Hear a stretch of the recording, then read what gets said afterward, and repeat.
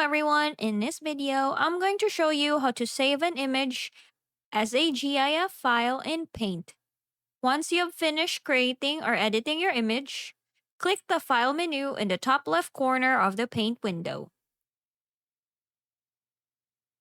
Next, select Save As to view the available file formats.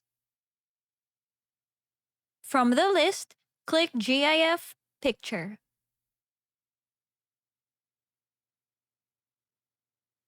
And as you can see, a Save As window will appear, allowing you to choose a file name and a save location.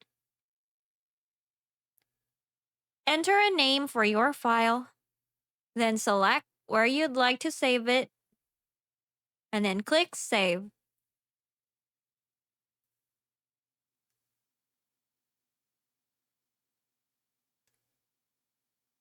And as you can see, Paint will save the image in a GIF format, which is useful for simple graphics, icons, logos, and images with a limited number of colors.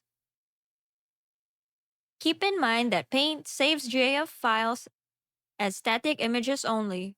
If you're looking to create animated GIFs, you'll need to use a dedicated animation tool or a GIF editor. And that's it. Thanks for watching.